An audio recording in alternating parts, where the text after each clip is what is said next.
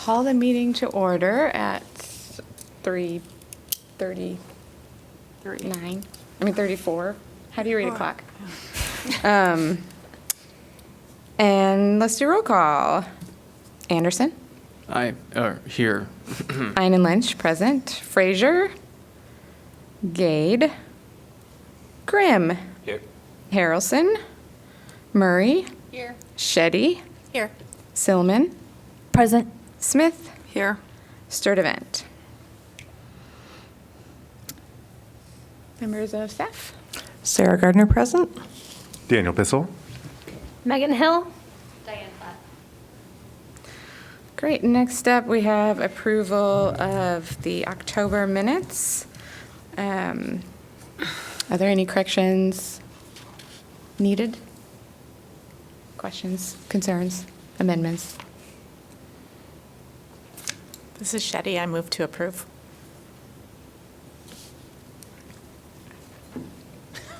Grimm, second. Great. All in favor, please say aye. Aye. Any opposed? Great. Motion passes. We now have time for public comment of items not on the agenda. Are you from the public? I'm the public, but no comment. Oh, sure, feel free. Hi, I'm Kelly Schneider. I'm the mobility coordinator, so I was interested in some of the topics on the agenda today, so just here to listen. Among other things, Kelly does fantastic transit ridership trainings in the area. Yes, absolutely. So I was really excited to hear the topics of the pop-up metro and the BRT study, so yeah. And you're the mobility coordinator through the city or Johnson County, or? So I'm actually employed with Johnson County Social Services, but yes, the city of Iowa City does financially support my position, about 35%, and then 15% from Porterville. So it's kind of a joint effort, but yes, my role is to train people how to use the buses, but then I also work a lot on kind of transit connectivity and making sure people can get throughout the county. So thanks for letting me be here. I didn't mean to make you alarmed by We would love, We like members of the public, public. And it's worth noting, if you work with a group that is ever interested in receiving training for transit ridership, Kelly's a great resource you can reach out to. You don't have to go through us necessarily to connect with her. Absolutely. All right, let's move on to announcements. All right, so the action items from the last meeting, apologies that I wasn't able to be here with you. It seemed like it was a lively discussion. But one of the items was to find a date and time for the November meeting. We, of course, already had a time on the books, but that became infeasible when we realized we weren't going to have quorum. So as you know, we moved it to today, and thank you to all of you for being accommodating of that. The staff was to send the entire bylaws to the commission to review, and you will have found those included in your agenda packet for today. And then there was an item for staff to follow up on requests related to the Bus Rapid Transit Study, Pop-Up Metro, and recording of the joint entities meeting. The Bus Rapid Transit Study was completed, and of course, that is why our agenda packet is so huge. It was included in the item today. I do also want to note that Kent Ralston is going to be presenting to the work session of the City Council tomorrow. They've asked him to come and present both on the Bus Rapid Transit Study and what we know about Pop-Up Metro to date. Oh. Let the minutes show that Zach Harrelson joined us. No, not at all. Actually, your timing's perfect, Zach.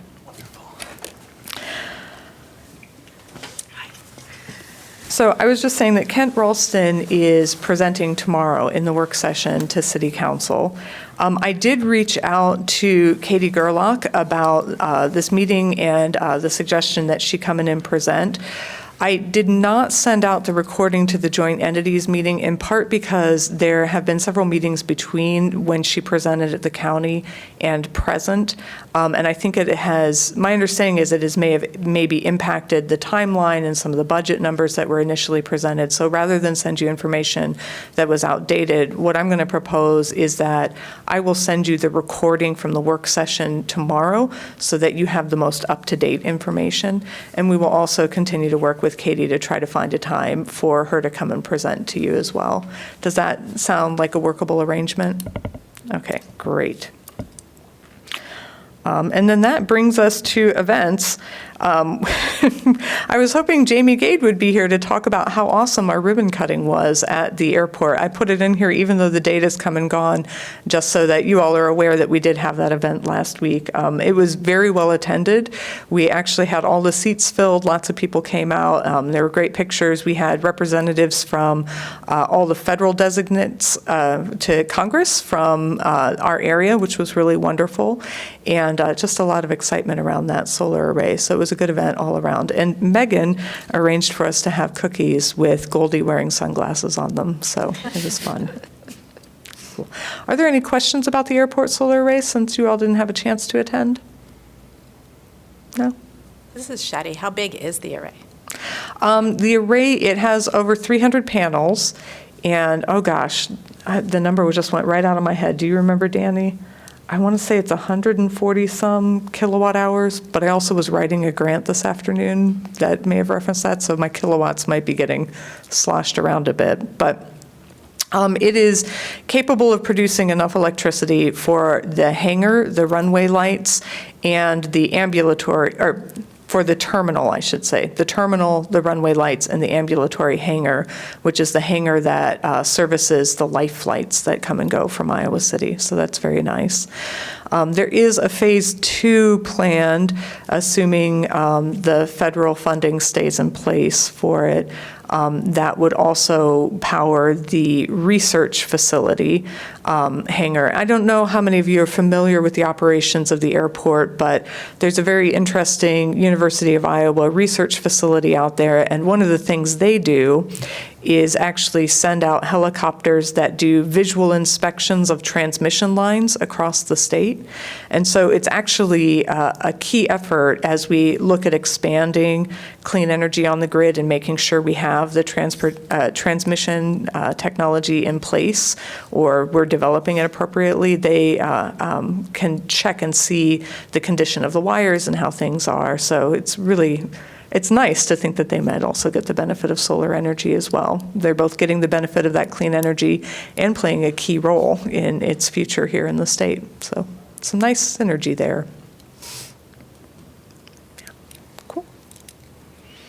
All right. Are there any other events that you all know of coming up yet in the next 2 weeks that you'd like to mention for the group?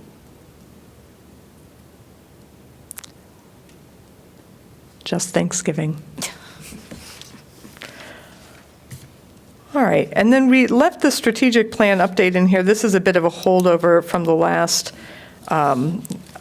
meeting where we had included the most recent update that had been provided to the City Council on progress made to the strategic plan.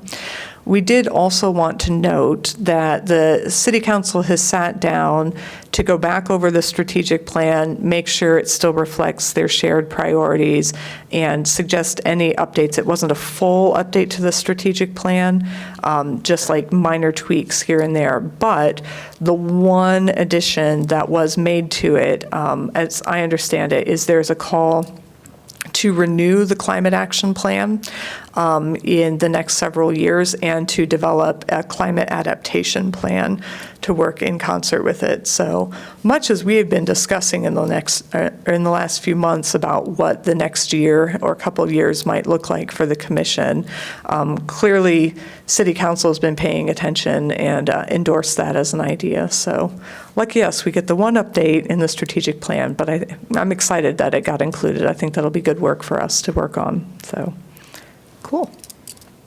And those are all the announcements. Did anything get nixed? Not that I'm aware of.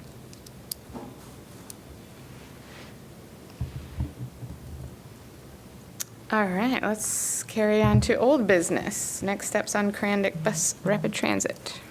Okay. So on this item, my guess is not everybody had a chance to read the 190-page Bus Rapid Transit report, and that is totally okay. I expect that this is an item that'll continue to get carried forward for several meetings for us. As I noted, Kent Ralston's going to be giving a more thorough presentation tomorrow. One of the things that he has been asked to do is develop a matrix that compares what we know about each of these to make for a more easier comparison. I'm sure one of the things you noticed in the agenda packet is we have 190 pages on bus rapid transit.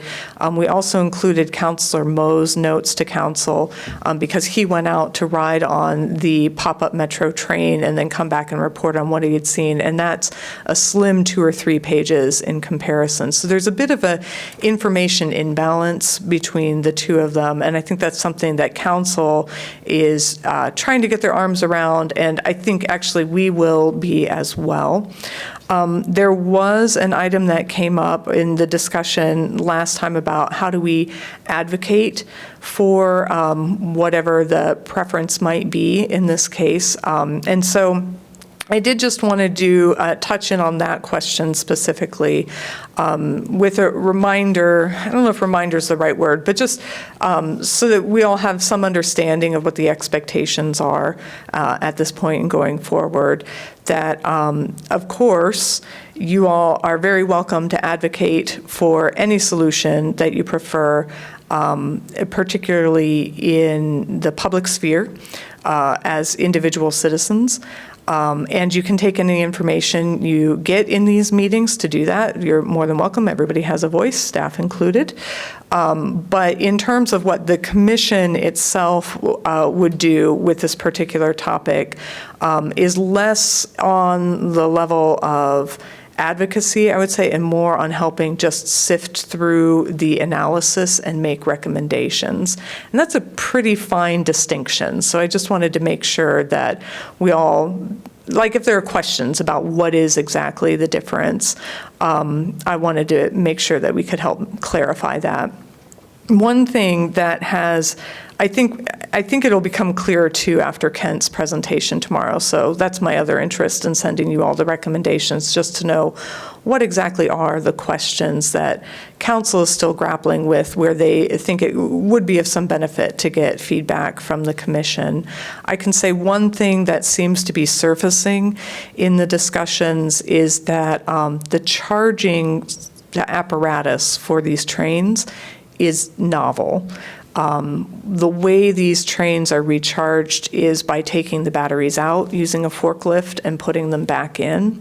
And I can say from having gone through our fleet transition plan, that is not normally how electric vehicles function. Normally, they're plugged in and charged in place. And so one of the questions that seems to be coming up is, does there need to be some additional engineering analysis done of this train before we put it into service in the public? And I will say that I think that could be a very valuable question for you all to weigh in on.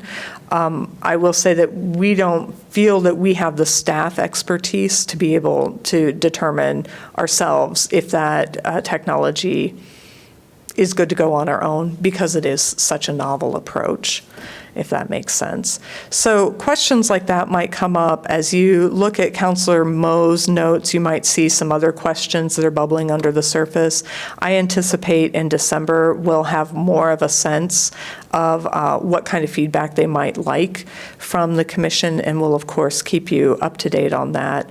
I also think, like, it actually, with Kent presenting a matrix tomorrow, that's really helpful, because that was something else that was presented that maybe the commission could work on, coming up with these, trying to get it more of an apples to apples comparison. And it sounds like Kent's going to have done some of that legwork for us.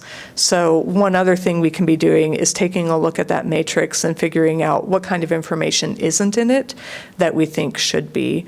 And this is particularly key, I'll say, for the pop-up metro question, because going back to what we know and what we don't know about the different ones, one of the, I think, really engaging ideas about the pop-up metro is it's something that could be put in place more rapidly. At least that's how it's been described, right? And something that may not have to go through a full bus rapid transit study process the way this other item has.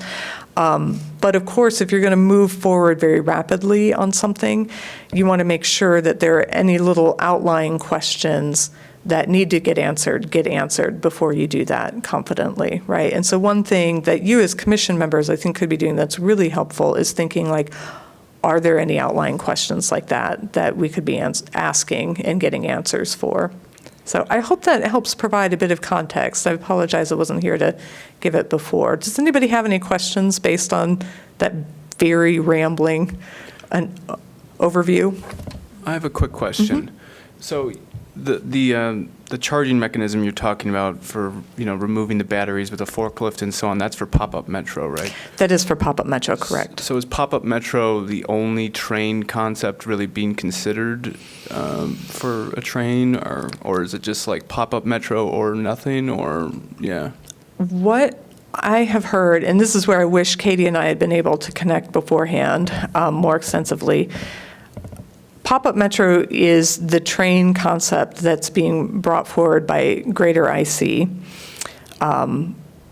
What I've heard Katie say is that she is not necessarily married to it being that particular train, that she suggested it could also be a diesel train. But I do want to be very careful in noting here that that was not a formal conversation, and I don't know if it represents the position of Greater Iowa City or if it is Katie's own personal opinion, which is where I think it'd be helpful to bring her in and answer some questions to that effect as well. There have been previous studies looking at other train options for the corridor. But there too, I don't think they've been discussed as recently as the pop-up metro concept. Okay. And then one quick follow-up question. The numbers here that we have, like the 60 million implementation cost versus 92 for BRT, is the 60 million on the rail side, is that for pop-up metro specifically, or is that just kind of in general?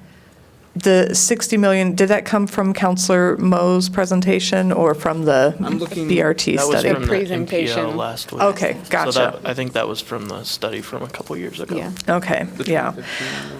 Yeah. 2020? 2020, yeah. It is a really timely question, Michael, and I'm glad you bring it up. Part of the reason that I myself have a lot of numbers floating around in my head is the numbers that we've been given for pop-up metro so far and the numbers that were presented in the joint entities meeting reflected just what we would pay the pop-up metro company itself. So it's just what you're paying for the train and the temporary stations that they would set up and, well, the forklift to remove the batteries, and I believe someone to operate that forklift. But there are other costs that have not been accounted for yet with that. And one of them is the staffing costs. The city or cities would have to hire drivers for the trains. Another big cost that hasn't been accounted for yet is if there needs to be a substation upgrade to support the charging of those trains. One of the things you may recall from the fleet transition plan that we had looked at earlier this year is that those substation costs can be quite substantial.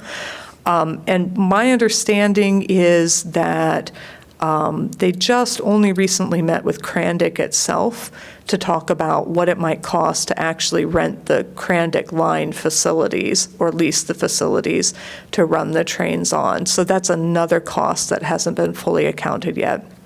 My hope is we'll have a more detailed response to that tomorrow after Kent presents.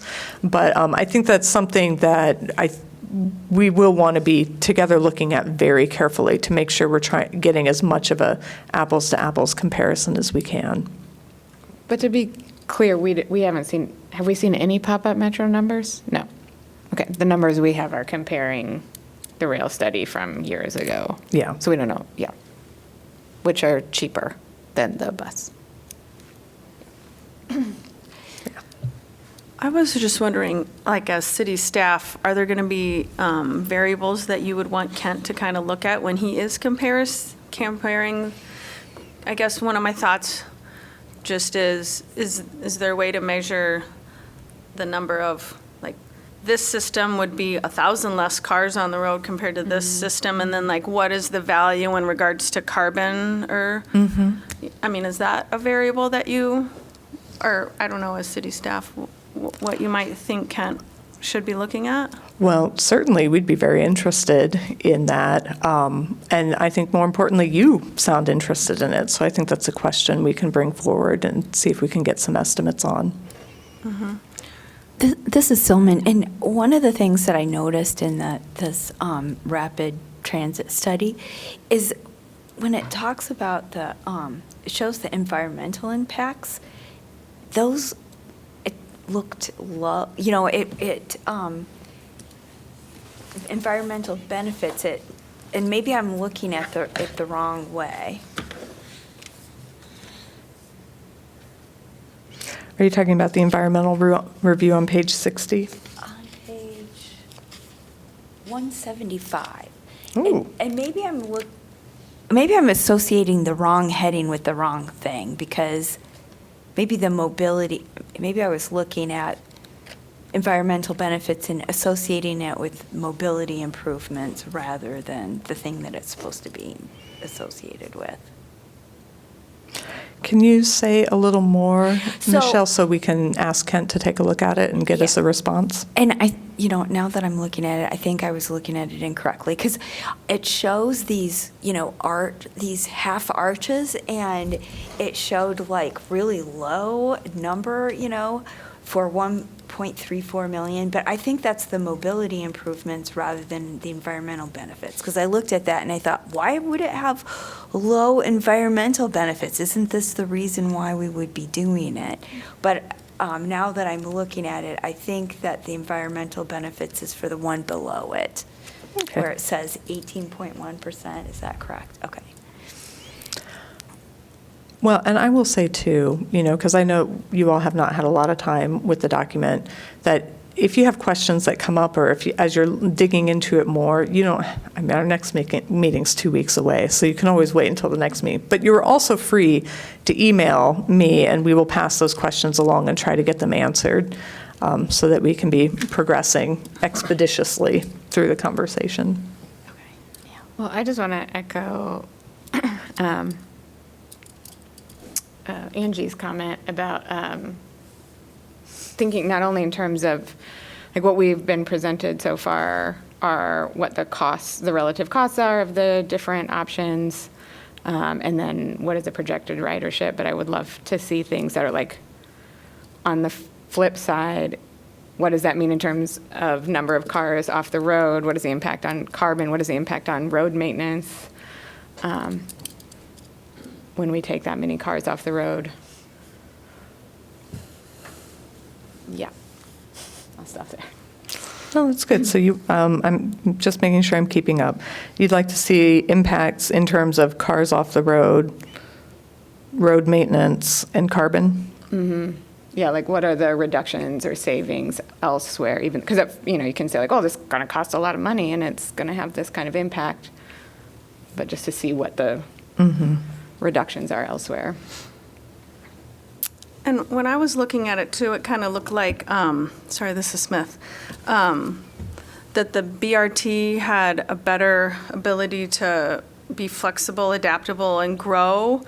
And it did seem to me like if we considered equity and why it doesn't travel south of 6, like it does seem like there should be a consideration of being more equitable to more citizens, although I did really appreciate in the BRT study to see like the percentage of zero-car homes and some of those graphs that are things that I haven't seen before, and I did think that was really interesting. But then I guess that's one of the things I was trying to compare them to, is like the growth and the ability for each system to expand, and then make sure that we're being equitable too. Because it does seem to, it doesn't they stop north of 6 and don't, yeah. That is why I like working with you all so much. I think those are important considerations. It's sometimes difficult to answer. That may actually be something that you as the commission bring forward in our discussions, thinking about it, and then we can pass those thoughts and observations on to the council. Design and Lynch, maybe I missed this in the large document, but I would be curious too about let's just say this route as is highly popular. Between a bus and a rail system, is there one that is easier to expand? Like, is it easier to get another bus or easier to add another car onto the train? And I think too, I guess the other thing when I was thinking of reading over everything was the parking and all of the car parking that will be required along the routes, and how much more asphalt parking spots, or we partner with churches or other different, like, back to the carbon and then less car use. Yeah, all things very interesting to read. I will say, too, I think that's something else we may have to try to get a rough number on. My understanding is the bus rapid transit study did include provisions for parking up in North Liberty, so somebody could drive and park and get on the train. I don't believe the pop-up metro proposal has included a dedicated parking area as well. So one thing that we might have to do is try to assume that the same parking lot would be established and pull that estimate over to try to get an accurate cost estimate. But I'm mentioning it now so we can be clear-eyed about it and then see how we can approach it best. This is Harrelson. I think that's the right way to approach it, right, is taking the best from all of those proposals. And that's kind of how Kent talked last week, too, is like, well, the rail study happened a few years ago. We started from that point on the stops, locations, and things like that, but we added, what did they add? Something about the trails and things like that too, that this didn't include, but if we did do rail, we would still include those. So like kind of taking the best learning from along the way. And I think you could probably, I'm hypothesizing, you could do that with the pop-up rail too. Yeah, I think that's a question I myself would like to get some clarity on. The bus rapid transit plan does include a renovation to the Crandic line so that there is the bus rapid transit route, and then there's a bike route that would run parallel to it so people could bike between the cities. The pop-up metro proposal does not currently include that, and I don't know if that's just because that's not part of the current business model or if it's because something about the width of the cars. I can't imagine it's the width of the cars, but I think that's something we want to get resolved is could we also add a bike lane? And then if we do add a bike lane, what does that do to the estimated costs? And there too, when you're thinking about rapid deployment, like can you add a bike lane while the train is operating? Or is that something that really needs to be in place before the train gets up and running? And if that's the case, what does that do to the timeline for deployment, right? There's just a lot of moving pieces at the moment. But how exciting is it to have this much discussion of regional transit? Like, it's fantastic. For sure. Absolutely. Yeah. Yeah. Here's like a point of order. I think I'm having a hard time understanding. Are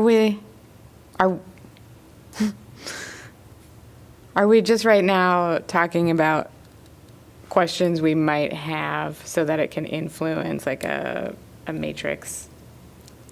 Like, when do we get to the point where we're discussing what our recommendations are? I think we're months out from talking about what our recommendations are. And I say that in part because there are still these outstanding questions. And because we still need to hear from Katie, and then we need to have a discussion in the commission itself about the things that have learned, right, and answer to these questions, and then make a recommendation. And that recommendation, I want to be clear again, It may not be a recommendation, it may be a series of recommendations, right? It might be a recommendation that starts with, well, we feel like we need to have some sort of engineering study, or it would be good to have an engineering study before the council makes a decision on this, or it would be good to get more refined cost estimates, or it could just be, we think this is great, do what you want to do, or let us know what you want to hear. I think it's a question that's, I actually would want to thank Zach for bringing it forward, because it's really, we're getting in on the conversation very early on, right? But in terms of an actual recommendation of, we think you should do the train, or we think you should do the bus, I think that recommendation is a ways down the road. And it may be that the council may feel they have sufficient information that they may not need a recommendation from the commission on that. Or they may love it if you weigh in. I can't imagine that they wouldn't want you to weigh in, but I also can't speak for the council, so. But in answer to the other half of your question, the questions that are coming up now, I think it's great to have this discussion, and we can pass these questions on to Kent to try to get some further clarification, and to Katie when she comes to present, so that we're not waiting for them to get here and then giving them the questions then, and then they have to go and circle back with us and report back on them. I think it just helps accelerate a little to know what questions you have that we could be bringing forward to them ahead of their appearances in front of you. Okay, well, with that in mind, I have a couple things to say. One, I think as any comparison goes forward, I think it is important to consider the impacts of adding more asphalt and pavement that needs to be maintained, like adding more roads, essentially, when we've just been widening roads all over. So I think that is a consideration that I would like to see included. And I think to the point of taking the best from each, I love, of course, the idea of a bike trail, but I do think we also need to consider, I'm assuming that came up in the rapid bus transit because we would have to be doing so much work along the trail anyway that then you can add a bike trail. But if we're just using the tracks, there's not that much that needs to be done. So I do think it is important to consider that if we can do some fast deployment, that maybe it's worth doing it without, let's not let the perfect be the enemy of the good kind of a thing. So I think that kind of trade-off consideration, like getting rapid transit deployed and waiting on a bike lane, maybe that's a choice we would make. Then my third point, I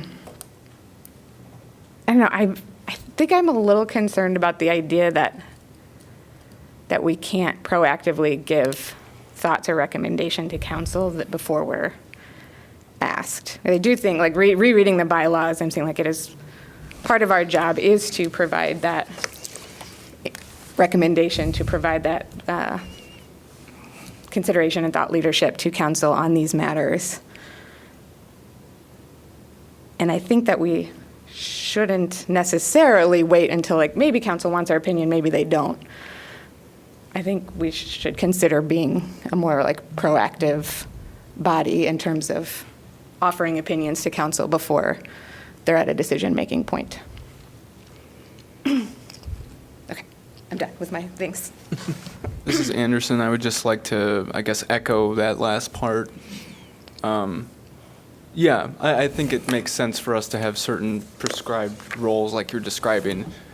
But with this issue, I know personally, and I think I sense from everyone here, this is a really important issue for us. Mm-hmm. So at least for this issue, certainly, I personally have no problem with being a more activist body in that sense. But I guess that said, one way, to kind of another way of getting at your question, is the council considering taking action on this? Is there a timeline that they're looking at right now? Yeah. I don't think there is a firm timeline in place. And I do want to say, I did ask for some guidance on this because this question has, I know, come up in the past about what's the appropriate role of the commission. And when I asked, it was reaffirmed that, the idea is that you're meant to be an analytical body, one that's taking a close look at these things. And I don't want you in any way to interpret that as meaning that you can't have an opinion or a preferred route. Certainly, we've had those opportunities, like with the methane feasibility study, to say, having looked at all the information, this would be the recommendation of this body. But we do want to be sure that we're not putting the cart before the horse on this particular question, that we want to make sure that you're taking, let me back up and put it this way, if this is a helpful way of thinking about it, because it helped me a little when it was explained to me, that the council is not short on folks expressing opinions from the community, right? And they're always going to get opinions from any kind of thing that gets brought before them, right? What they don't always have is the opportunity to have a deliberative body really go through the information and make recommendations based on that, beyond just a gut feeling, I like this, I don't like this, I have a personal interest, I don't. And so what they're really looking for from you is that more deliberative aspect than the advocacy end of it. That said, you all are very welcome to advocate for any position that you would like. And I would encourage you, rather than think of it as an either or, to think of it as a both and. There is the thing you can do as members of the commission, and there's the thing you can do as members of the public, and you are free to exercise both, and in fact, are in the privileged position of being able to do both. Is that helpful framing? Okay. Let me add and clarify. I don't mean to be saying, like, I think we should stand up and say, this is what we, must do, and this is what we advocate for. I just mean, I feel like we're often waiting for the council to ask us for that deliberative opinion or recommendation, and I don't think I always understand why, and I would maybe suggest that we could, if we can have the information, I don't want to make a recommendation before we have the chance to deliberate on the information, but if we can actually deliberate on the information and provide, here's, we have looked at all of this too, here is what we think from your deliberative commission. Mm-hmm. That's more what I'm suggesting and asking for.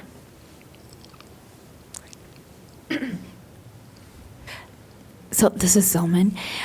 One of the things that I'm wondering about, and probably was talked about at the last meeting that I missed, but so if we go with the rapid transit bus, are we still renting the Crandick line or route from that company like we would be if we're doing the pop-up rail, or is it something that we're purchasing and then we're able to, make changes to it? I'm not really sure what differentiates our ability to work on that piece of land.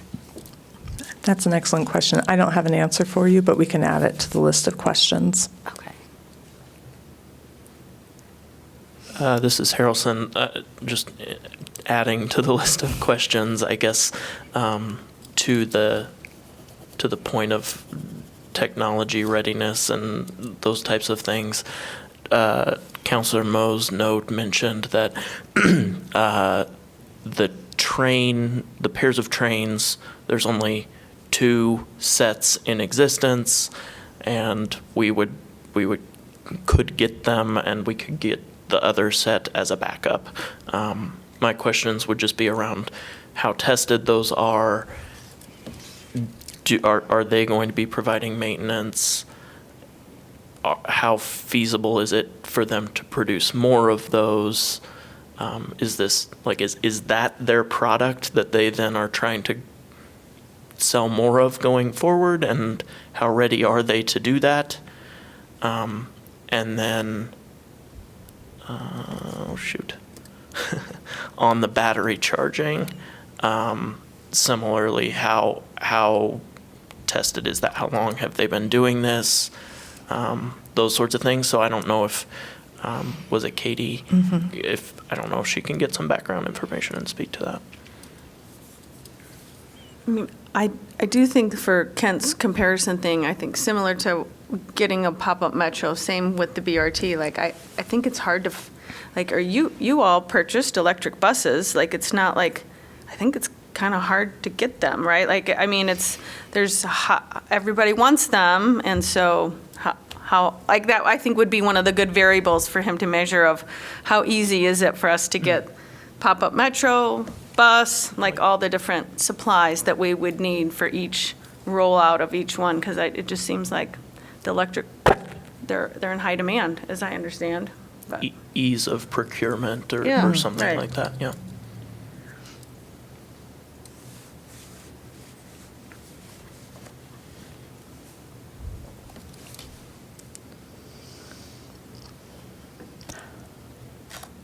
I have another question. This is Mike Anderson.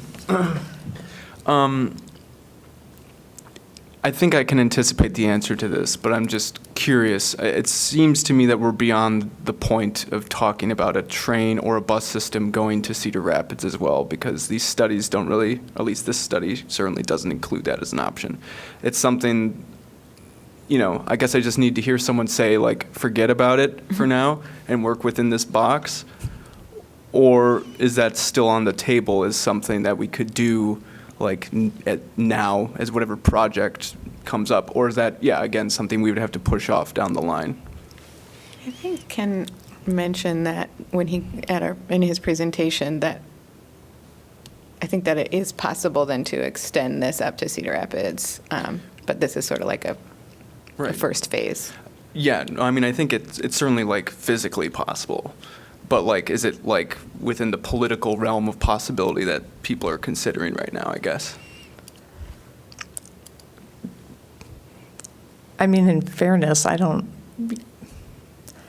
think anything's possible. I think it's actually a great time to be having these discussions because we are working on a regional climate action plan. And certainly, we've been in conversation with our counterparts up in Cedar Rapids about this project and will continue to be. I don't know what the appetite is among the constituent governments just for this little segment we're looking at right now. So one could argue, if you're going to get all these folks on board, how much harder is it to get all the others on board as well? Who knows, right? But there's never a better time to ask. I wouldn't say it's outside of the possibility at all. Is regional transit in the, what's it called, the climate action and pollution reduction? Oh, the CPRG plan? Yeah. It was not included in the priority climate action plan because that plan just looked at what were the areas of overlap and what was shovel-ready, and it wasn't deemed shovel-ready for that plan. It very certainly could be included in the comprehensive climate action plan that'll be getting developed in the next several months. So actually, I'd love to see it included, but it's not for me to decide. It's for all of you to decide. So, yeah.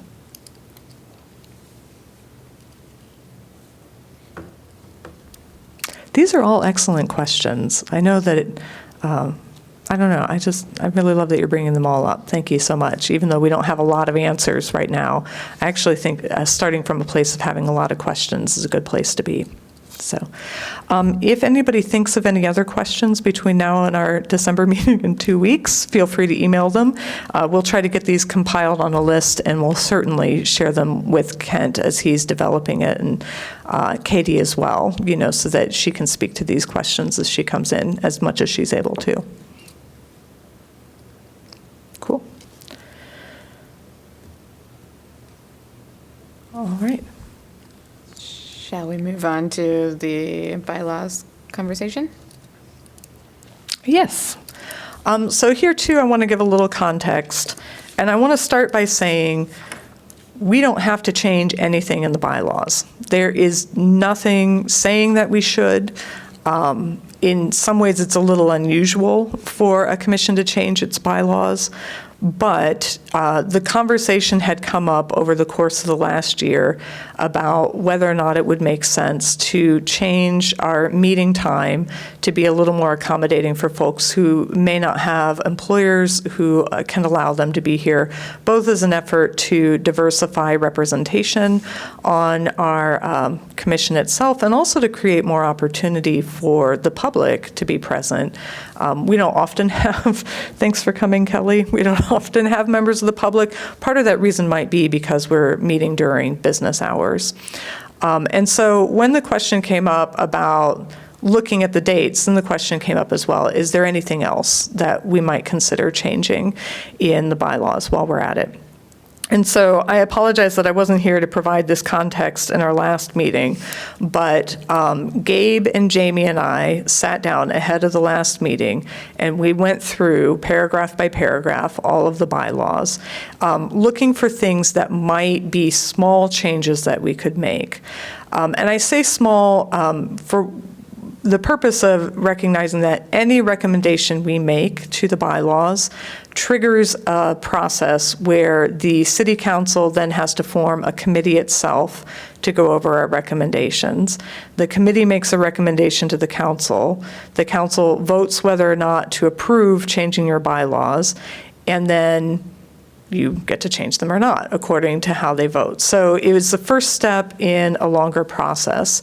And what we were trying to do was think about, like, what are the small tweaks that might go through very easily so there wouldn't be a lot of discussion, with the thought that it would be nice to get them in place before the next new members of the commission come on and before we have the next election of the chair. That being said, it is unlikely now that anything that we would put forward would be in place before we have new members, just because it would require that extra committee from the council and what have you. And so one question I would like to consider is this something we'd like to table until the new year when we have our new members present so that they can be part of the discussion as well, since it will impact their time on the council, or on the commission, rather.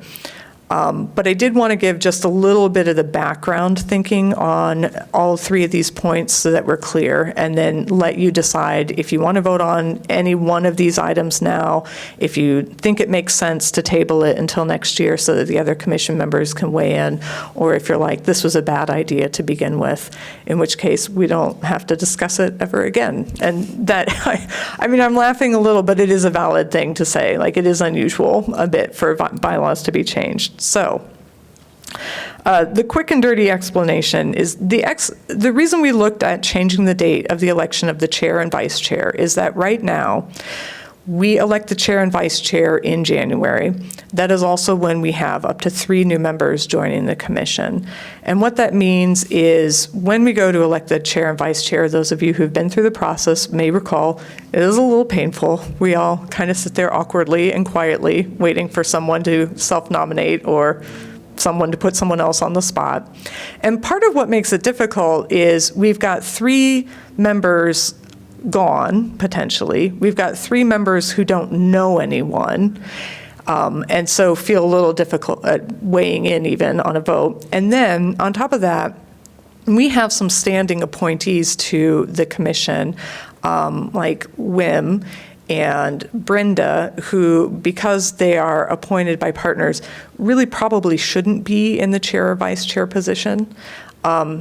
Ben, although you're not appointed, you are here not just representing yourself as a resident, but also as a school district. So that also, in some ways, puts you a little out of the running, which means when it comes to choosing the chair and vice chair, we have a very small pool of members and 3 people who don't know them, right?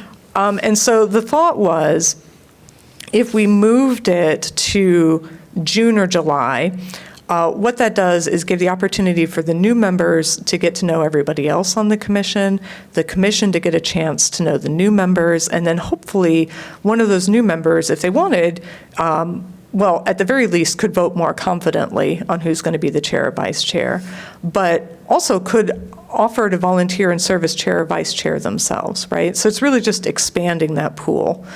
That being said, I do want to reiterate, it is not hard to be the chair or vice chair. And those of you who plan to be with us in January, I encourage you now to think about whether or not you can see yourself in that role. We promise to provide all the guidance we can to assist with that.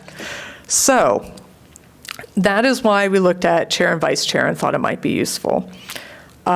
The next thing we looked at was changing the definition of an excused absence. And nobody on the commission here can remember this because nobody here served at that time. But this really goes back to an issue that had come up many years previously where we had a commission member who basically never came to a commission meeting. And that's because she was an active student and it was in conflict with her time in class.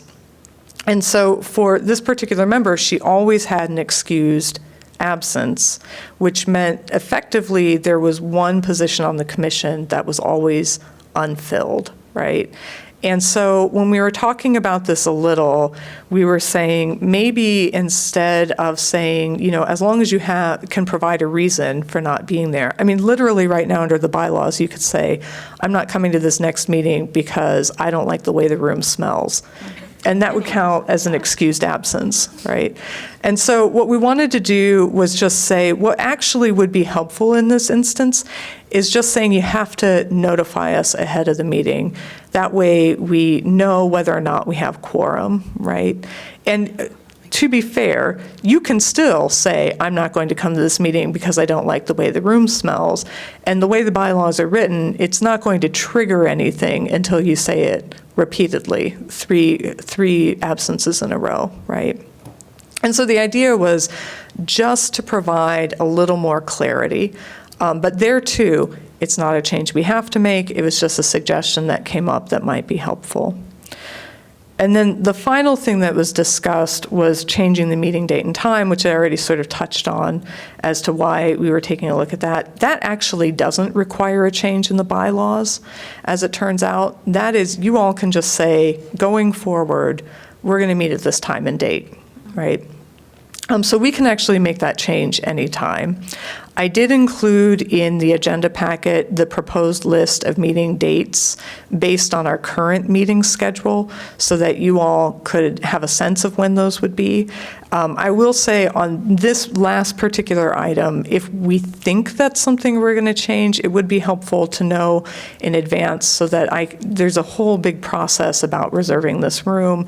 And also we want to make sure that the incoming members get that schedule as far in advance as possible so they can be arranging to be here. And that was sort of the thinking behind trying to get that one in before the end of the year. But there too, we can wait until we have new members if you'd like so that they can weigh in on what might work for them as well.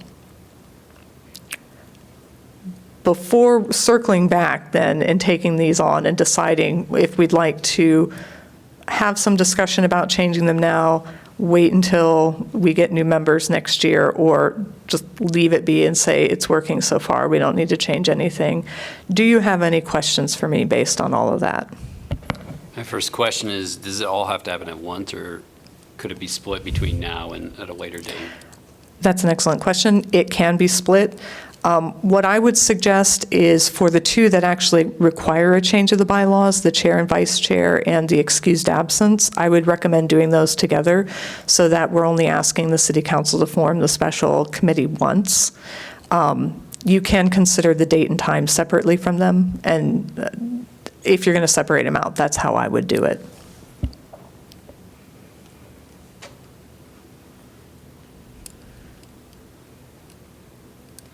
Well, I was just going to suggest, should we take these just one at a time and get a sense of what people think about them? Just so we have some understanding if we want to move them forward. Let's start with the chair, the voting of the chair and vice chair. Anyone have strong thoughts about it? I think it makes sense to move it to June. I know, like, when I started, And I was just trying to figure out like what actually I was supposed to be doing here. And it was kind of, it was a little odd to be voting on something when I was still trying to figure out like what exactly, happened at these meetings. So I'd recommend that we move it. Yeah, I think it makes sense. This is Harrelson. My only comment was something I mentioned last time, that I think it could result in people being in their third year, becoming chair, and then phasing out in December, and then we end up having to pick a new chair in January anyway. But I don't, maybe that's not a huge concern. One thing I did think of as an alternative would be to put it into, and shoot this down if you want, December, so that then the new positions start in January, and then people have had a year to get to know everybody, so it still meets that goal, but then you're still on the sort of annual cycle. I don't know. I was thinking that too. Is there a precedence with other commissions of how they do it? No, and I should mention I had included that in your packet as well, that we did take a quick look at what was going on with other commissions. They all appoint chairs and vice chairs at different points in the year. December seems like a worthy suggestion to me. Thanks for thinking about that. And I should say, I don't think that's like a deal breaker. I don't know that that's the end of the world. It's just the only thing I kind of thought of. When this question came up when we were initially looking at it, I suppose I should note that what would happen if you had a chair who timed out, who wasn't reappointed to the commission, the vice chair would then assume the chair, and you would vote for a new vice chair in the coming year. Yeah. This is Einan Lynch. I think it would be, to me, equally as important as the date of the election, or maybe more important to me, is a process for helping people understand what the role is, what might make you well-suited to be a chair, and your reasons for wanting to be the chair or accepting the chair. Like, I think we don't do a lot of help, especially helping new people understand even like what the role is, and if I'm considering like putting my name forward for it, what skills might I want to possess? So I'll just put that out there. And then I'm curious about the thing where like Brenda and Wim can't be the chair, because the chair doesn't have any particular like decision-making powers over anyone else. So it's more like being a facilitator in my mind, and I don't see why their role should keep them from being in that position. Just to not keep further limiting our pool. Yeah. I think it's because they aren't appointed by the commission or by the city council themselves. They are appointed by outside entities. And although it's true the chair is largely a facilitator of meetings, the chair also has a greater role in setting the agenda. And so let's,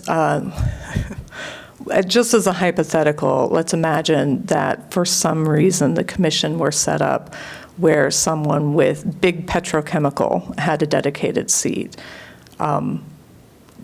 That the council did not have the ability to approve or disapprove of who filled that seat. It was filled by, Big Oil.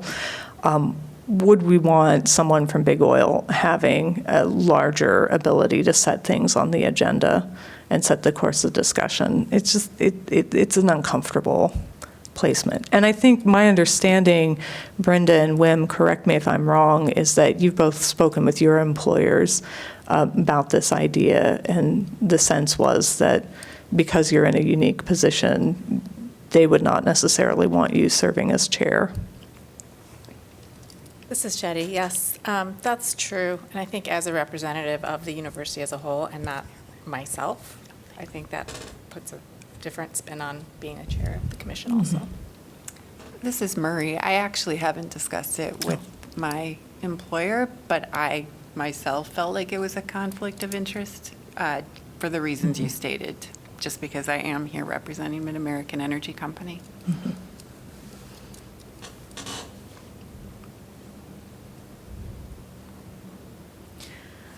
Okay, so I've heard general agreement for the idea of moving it, maybe to June, maybe to December. Is there anyone who's like, why would we do this? Are there any feelings about June versus December? This is Anderson. I think the December idea makes sense.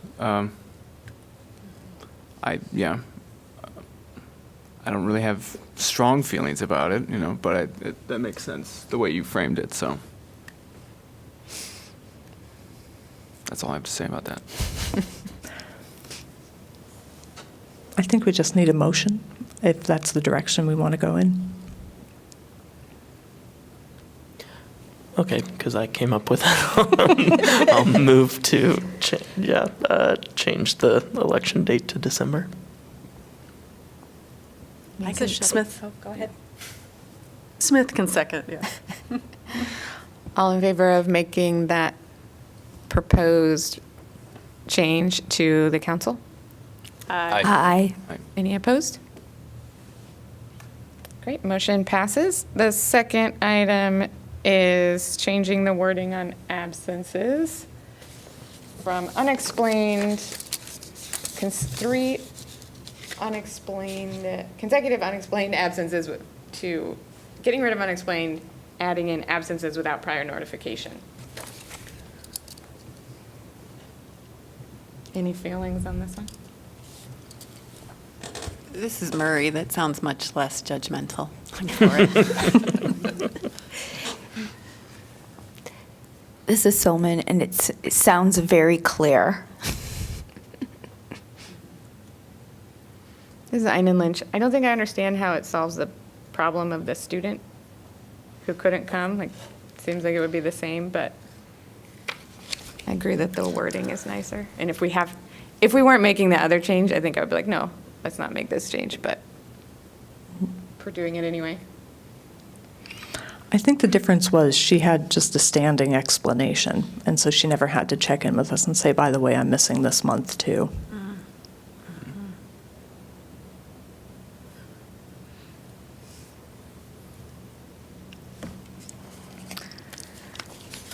I'm hearing people are generally in favor. If so, anyone want to make a motion to propose this change to council? Sure, this is Shetty. I'll move to make the change to the absentee wording. Grimm, second. Is the absentee, I'm sorry to interrupt, is the absentee wording in a memo somewhere? It is. Wonderful. All in favor? Aye. Aye. Any opposed? Motion passes. And then the third thing, which we don't actually have to propose to council, is to discuss timing changes for the meeting. And before we take that up, I just want to pause here and say what I will do is update the memo that was presented to you in the last meeting and included in this agenda packet to reflect the December date and keep the wording on the absence. And we'll go ahead and send that on to City Council to get the gears in motion. Realistically, they probably won't take it up until early next year, but there we go. And then back to meeting times and dates, which City Council does not have to weigh in on. I'm curious if anyone has strong opinions or if we have any data on what time would make more people available. I did a very brief amount of asking around people I know who might be interested in joining a commission, and the overwhelming answer in this very small data set was within work hours, whether morning or the time we have would be better for them than that. Evenings were very hard, and it would be difficult for them. I'm curious if anyone else has any data points. I will say I did take, because this question came up, I did go upstairs to the Office of Human Rights and ask them if they had any data on more equitable times. They did not. They did suggest taking a look at what other times commissions and boards met, and hopefully you saw in the agenda packet, we did include that information, noting that it is very unusual that we meet during working hours. That doesn't mean it's good or bad, just that we're a bit of an outlier there. The other thing they suggested is that if part of the thinking behind this is trying to increase diverse representation on the commission, some commissions do have a recommendation to council that when they are appointing new commission members, that they take into consideration trying to increase demographic diversity.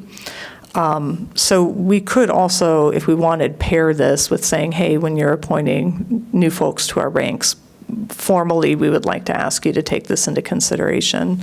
I personally think the council does, but I don't know for sure. So that is just one other option to offer up. And I will say it works great for staff to meet during business hours, so. I guess if we were each putting in our own voice, I'll have to say for me, it's much easier for me to arrive at 5 than it is at 3:30. 3:30 is very difficult, and it kind of just varies on what my patient load. But my current supervisor knew how important it was for me, but so that they've been able to work with me. But I now have a new supervisor, so we shall see how it keeps changing. Yeah, but later is easier for me. This is Solman, and I'd have to say the same thing for me. It would be easier for me to be here at 5 rather than 3:30.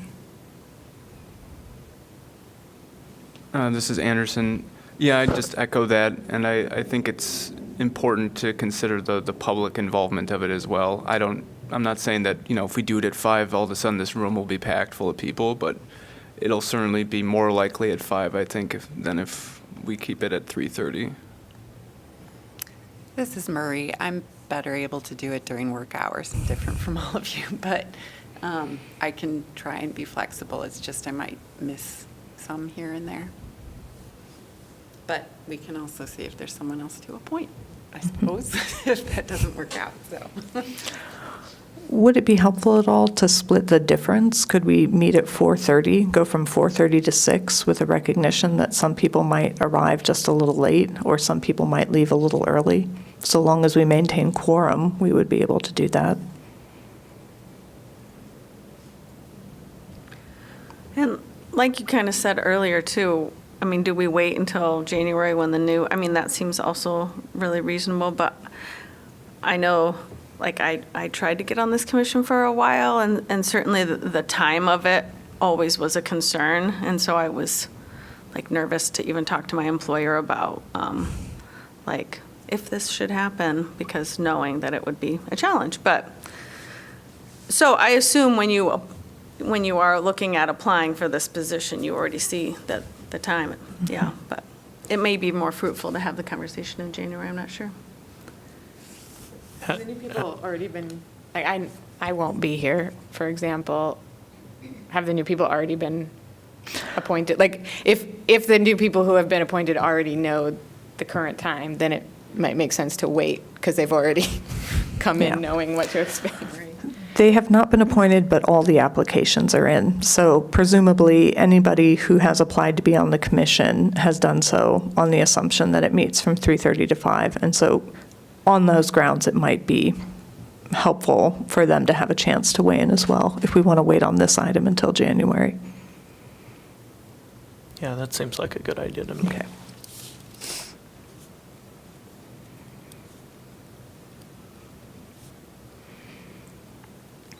All right, so we'll update the memo, and we'll plan to revisit this, topic in January when we have new members in our ranks.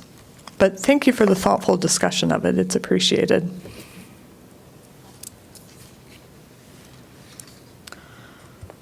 Okay, it is time for a recap. Okay, so for our next meeting, we're going to be here very quickly, Monday, December 2nd, in M&J Harvett Hall. Oh, actually, can we backtrack on the meeting times and dates? There was a question I did want to ask you on that. In the proposed meeting schedule, you might have noticed that we suggested not meeting in July. That is in part because it is always very difficult to get quorum in July. It seems like that's when a lot of people are fitting in family vacations before the start of the year, or start of the school year. And so if you all are in agreement with that, even though we're waiting on dates and times, I would like to put it in that we just plan on not meeting in July. Is that acceptable? Okay. So we'll turn that tentative meeting time into the standing meeting time until we revise it. I'll put the reason I'm asking now is because we always do meet with new members in December after they're appointed, so I can give them the schedule and say, this is what to expect in the year ahead.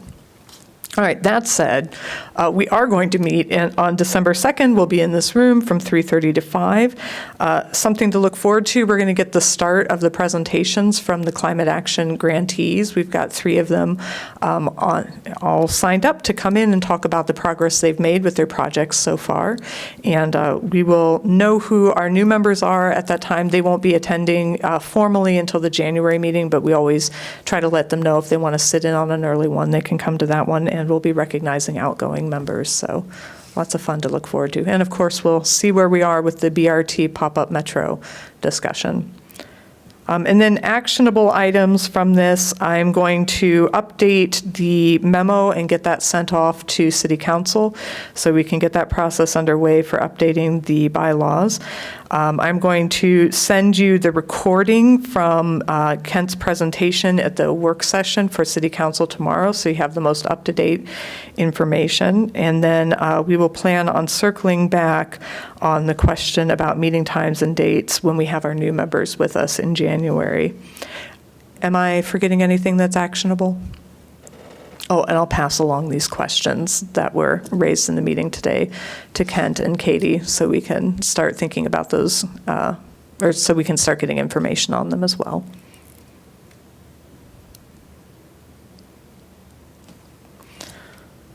All right. Okay. If there's no further questions or comments, I will entertain a motion to adjourn. So moved, Harrelson. Second, Grimm. All in favor of adjourning? Aye. All right. Thanks, everyone.